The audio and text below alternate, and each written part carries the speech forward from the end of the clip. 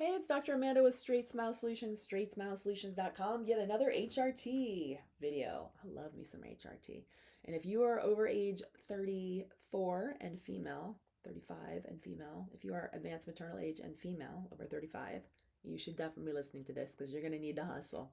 You're going to want to hustle. Trust me. You do not want this to get bad. So go find a good OBGYN. And if you don't like her, go find somebody else and keep finding someone else.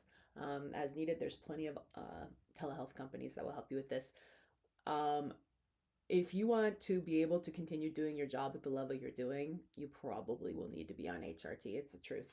There might be a few that get away with it, but most people can't. So, and these are things that nobody ever told me that, hey, if you're a female and you go into a really hard job where you have to juggle a lot of stuff, there's a likelihood that in your late 30s, you're going to be really bad. Things are going to go really terrible for you and you're going to feel horrible and you're not going to be able to do your job at the level you're doing without a little bit of help, from your doctor. That's the truth. So anyways, so everybody knows about progesterone and estrogen. That's, the core ones, but there are other ones out there. And I'm telling you, some of you might need to try some new stuff. And I strongly recommend you look into them. Harder to get, much harder to get. You're going to have to get real creative. But oxytocin is one some people really could use. So estrogen is your engine. It drives the production of oxytocin and uprates the oxytocin receptors into the brain. When the estrogen drops, oxytocin levels also plummet. And sometimes the receptors can be fried, and even if you get the estrogen back on board, it's still a very low level. It's just not producing the right amount of oxytocin. Keep in mind, testosterone is the drive. It targets the prefrontal cortex, restoring dopamine, transmission, mental clarity, physical energy, and libido.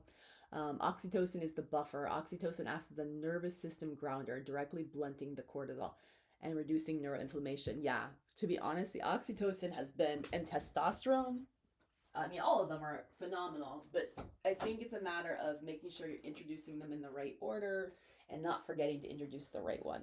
So just some things to talk about. And to be honest, most OBGYNs are going to know nothing about this stuff. So you may have to get a little more creative. What else? Okay, benefits: can calm sensory overload. I can just see this really working in a dental office. It also mitigates sleep-induced mood crashes. And reduces rejection distress. Risks. Let's see, it says you may have uterine contractions if you take that. Oh, yeah, okay. That makes sense.